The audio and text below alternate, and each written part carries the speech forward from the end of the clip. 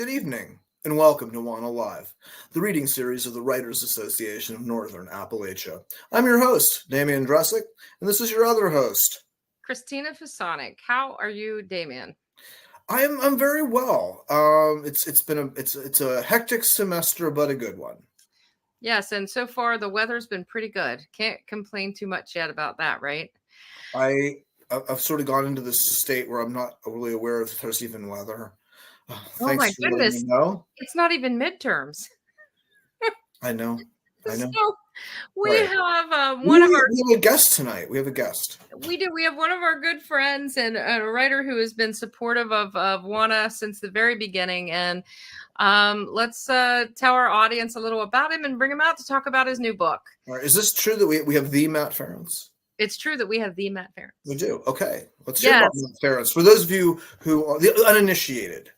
Yes. So Matt Ferrence is the author of the recently released I Hate It Here, Please Vote for Me, Essays on Rural Political Decay from WVU Press, as well as Appalachia North 2019 book and All-American Redneck finalist for the Weatherford Award. Together, these books form a sort of trilogy about politics and Appalachian identity. Matt is a professor of English at Allegheny College in northwestern Pennsylvania. And of course, we're all kidding.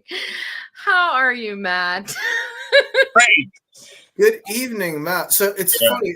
My daughter and I went to a restaurant in Butler tonight before we recorded this episode, and there were actually people in the restaurant talking about the amazing education their daughter was getting at Allegheny. They were across from us. So nice. Yes. Well, I'm coming to you from Allegheny College, from my office in Oddfellows Hall, which often seems very appropriate. I love that. And I, too, have heard many, many good things about Allegheny over the years. And some of them have been about you in particular. Nice. Yeah, they were lying. So this book you're going to read from tonight, this is your newest book. And you want to tell us a little bit about it and sort of the genesis of it before you give us a snippet? Yeah, absolutely. So I'm a writer, as some know, and as you've just introduced. And in 2020, I ran for the Pennsylvania House of Representatives. Commonwealth of Pennsylvania has the second largest and actually second highest paid full-time legislature in the country. And I felt that we weren't being represented in my district, primarily because the person who I ran against said to save money for the Commonwealth of Pennsylvania that the state should stop giving financial aid to students who study, in his words, poetry or other pre-Walmart majors. Yeah. And then when people were a little upset by that, he apologized to Walmart, not to the poet. Are you serious about that? I am serious. That is not a joke. Yeah. He said, people made it seem like I was being critical of Walmart employees. And that's not what people were saying. And so that was my motivation, my initial motivation for running. That was it's kind of like that Mad Men quote, except different. Like, if you don't like what they're saying about you, lie like a motherfucker. Yeah. It doesn't even have to. Right. Yeah. So if I don't like what they're saying about me, run for office. Yeah, that's it. And here, this is the great plot twist of as a progressive Democrat running for a House seat in a very red district, I lost really badly. And so that was not really a surprise. And the book isn't so much about that losing, but it's really motivated by that quote and what it really means when we tell people from rural spaces, from poor spaces, from rural and poverty spaces, any space where people are considered less than, when you tell them they can only be what the economy wants them to be, they can have no dreams and no horizon. That's why I ran, and that's why I wrote the book, because as I've been telling people, they say, what do you want them to know about Appalachia in your campaign? And I want them to know that Appalachia is so much bigger than people think.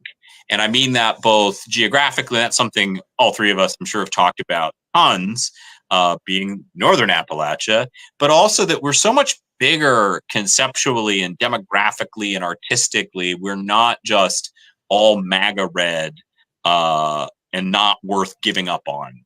So that's what the book's really about. Yeah, I mean, I can identify with that, because I think you're right that so many times people from Appalachia are told you're lucky enough just to have a job. Yeah. You know, it doesn't matter if it's safe or unsafe working conditions. It doesn't matter if you're paid a living wage. It doesn't matter, because this is all you deserve, because you're poor, Appalachian, undereducated according to these ideas and stereotypes. And so it's kind of like that's all you get. That's all you deserve. And it's it's the predetermined destiny that stories have told us, and the power of your organization and all of us as writers writing from these spaces is to tell the different stories that I think can lead to different politics. So it's a moment in time when suddenly rural identity matters in national elections, where we have two different versions. Maybe we'll talk about this later. Two different versions of rural person as vice presidential candidates. And it couldn't be a more important time to talk about those of us who are erased out of the story of what it means to be from Appalachia and rural spots. Yeah, and increasingly third spaces where we gather and that are vital are disappearing as well. So this is so important. So I'm going to stop talking and let you read, okay? Yes, thank you. So I'm going to read the beginning of chapter 3 of this project. And this is the book. And the chapter is called The Poetics of Politics. And so you'll recognize some of the language that's going to come here. On the eve of the 2020 election, in the tiny village of Springboro, Pennsylvania, the facade of the United Church glowed devilish red. Light cast down from a neon Jesus Save sign over the front door. You might describe the effect as apocalyptic or sinister, and certainly you'd wonder at the design sense of red glowing neon as a marker of Jesus. We have a fairly well-established palette of color metaphor, don't we? And throbbing red light on a darkened church generally suggests an inversion of the claim of this particular icon about who you're for and who you're against. The church light's hue seemed like it was stumping for the other guy, the bad one, the creepy, red-fleshed, fork-tongued, hoof-footed promise whisperer who exists in Western myth to remind us to be wary of the persistent siren song of evil. I'm writing about politics here, not religion. I'm writing about 2020 and also 2016, and any number of times when the great collective we ignored the implications of figurative warnings.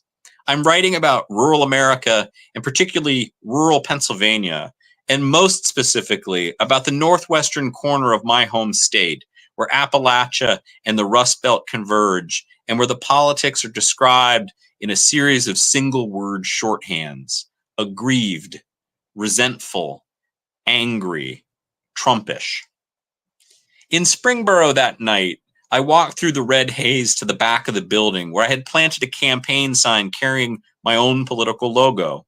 The church's social hall is the local polling station where residents would arrive the next day to cast votes for either Donald Trump or Joe Biden, and also for either a 14-year right-wing incumbent state representative or me, a mustachioed progressive Democrat running in a rural Pennsylvania district on a platform of universal health care, environmental conservation, and support for public education.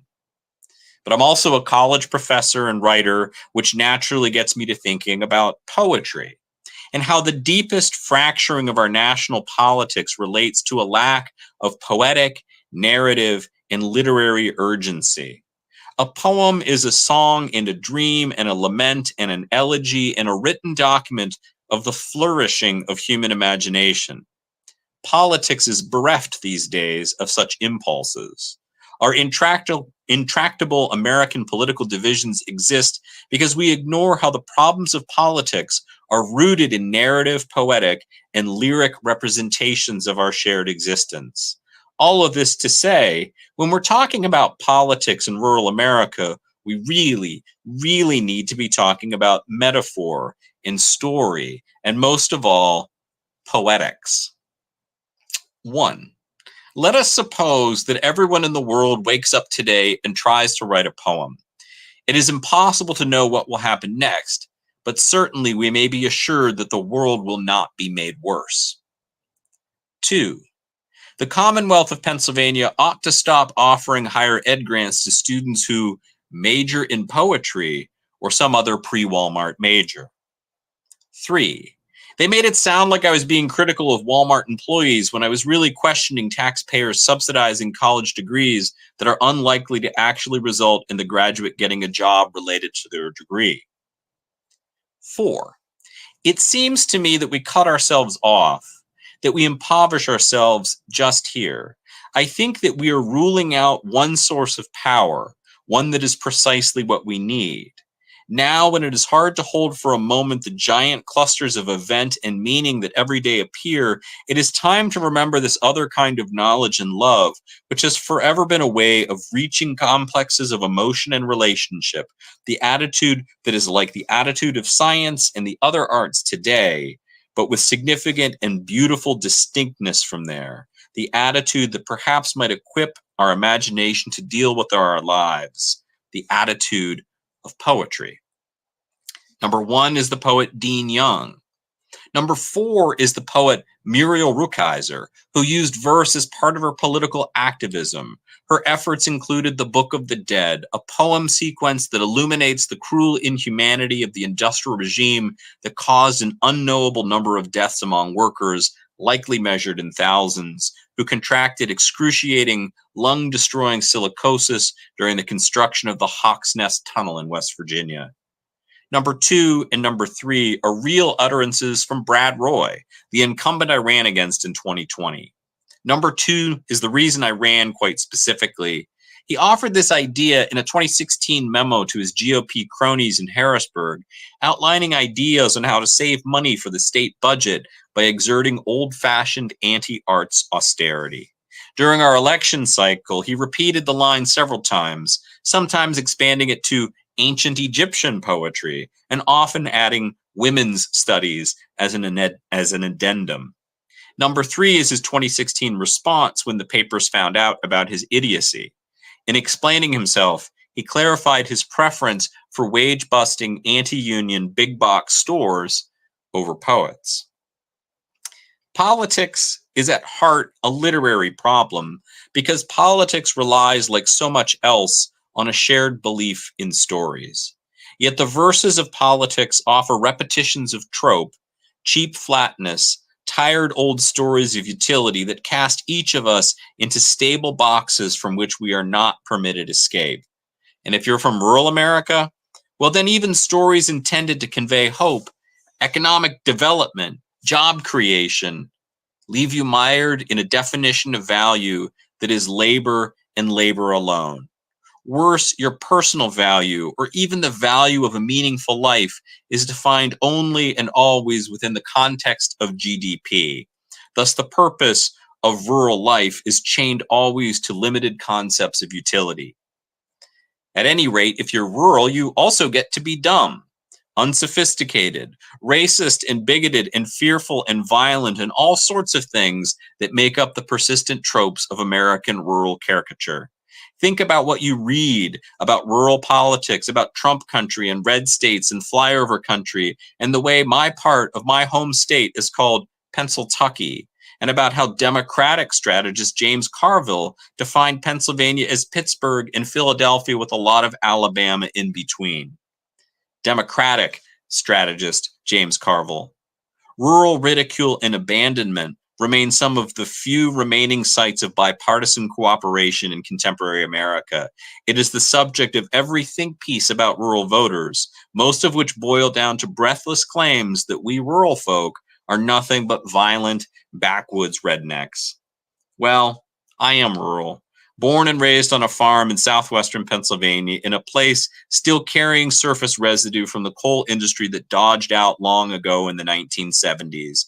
Slag piles dot our forests. You'll find abandoned deep mine portals and gouged hillsides left behind from strip mining. And you'll also see red-stained rocks in the creeks. You'll see red-stained political maps where the violent strains of contemporary conservatism overwhelmed the practical solidity of antique Eisenhower Republicans and replaced it with Donald fucking Trump. These are tangible signs, objective correlatives even, of abandonment. We haven't mattered for a very long time, which is why I would say we need poems.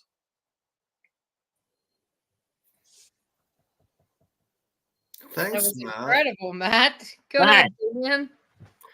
I really like what when you talk about the idea of our shared belief in stories. I think that was in some ways, the core. I hope I'm not trying to put words, but I feel like it's like the core of what's actually going on here. What exactly are people being told? How do they fit into this specific narrative? And then what stories are you telling about yourself, or what stories are you allowed to tell? Right. Yeah. And so anytime I'm talking about this book, particularly right now, it's like simultaneously a political conversation and a literary conversation, which I think is exactly right. One of the things I learned very clearly as a candidate is that every person you meet will tell you that they vote person over party and that they care about the issues. But that's almost never true. Almost every person votes for the story they want to believe in. And you see that politicians are masterful at crafting stories that paint them as the savior to some often invented problem. And so our responsibility as readers is to be better readers of those stories so we can see where they're bullshit and where they're not. And our responsibility as writers is to participate in that storytelling and embrace the fact that each of our lives is a story that adds complexity, particularly when it's resisting the one that everybody thinks they're going to get. Well, I think I'm right about this, but I'm not 100% sure. I should have looked it up. But I was thinking about when during the Romney campaign, one of the things he pointed out was, you want to give tax breaks to people who are rich enough to open factories, job creators. Right. It's like, anybody who knows anything about basic economics knows nobody just opens a factory for the hell of it. Right. If nobody has any money to buy anything, the jobs are actually being created by the people who want to spend the money to buy what comes out of the factories. But it's such an easily swallowed piece of bunk that, oh yeah, we're going to go for the job creators, the sort of pseudo wisdom of this. Yeah, and that's so one of the things when I'm talking in Democratic circles, I'll say the challenge is that, frankly, the contemporary GOP is a lot better at telling stories to get their ideas across than the Democrats are, because the counter story to the fallacy of trickle-down economics is about labor is actually creating the value. So the value of a company, of any company, is created by the workers, and profit is surplus labor. Profit is work that was done by the workers that somebody who didn't do the work gets. And that's the story that gets washed away so quickly in the job creator idea. We don't even have to get into the problem of taxation and how it doesn't trickle down when you do that. CEO salaries. Yeah. Right? I mean, I just had this conversation yesterday with somebody who was like, well, CEOs make so much money because, and I'm like, hold on. There would be no company without the worker. That person that is on the line, making the widgets, serving the coffee, doing the work, the labor, those are the valuable people. Why a CEO should be making millions and millions of dollars while the actual people who are doing the work are barely making enough to pay their bills is like the biggest myth that's ever been swallowed. I'm going to disagree with you, Christina. I think the real issue here in terms of narrative is the capital gains tax. That if you inherit a giant pile of money and invest it, you get to pay half of the tax that if you're out there busting your ass 60 hours a week as a lawyer or a cardiologist, that in terms of getting to keep the money. Yeah. And people don't even, I asked my students, like, how many people know what welfare fraud is? Every hand goes up. How many people know what the capital gains tax is? Maybe I get one student a semester. Yeah. Yeah. Or corporate welfare itself, in general.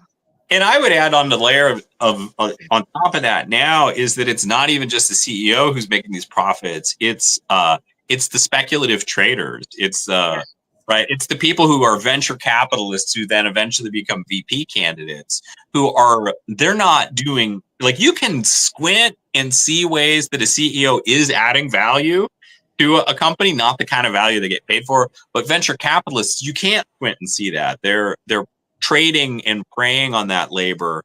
And, that's the story of Meadville. It's part of what I'm writing about, is that this is like so many towns in Appalachia and the Rust Belt was bought and sold until it's gone. That, the zipper was invented or perfected in Meadville, Pennsylvania. And eventually that company, Talon Zipper, went into a holding company, was owned by Textron, who makes like golf lawnmowers, and then eventually was offshored because it was cheaper. And that's the real story. There was not a CEO making profit for the workers. It was a CEO making profit for shareholders, and a venture capital company making money by junking a company and junking a town. Yeah, well, it's like the promise of like cracker plants, right? In the gas industry.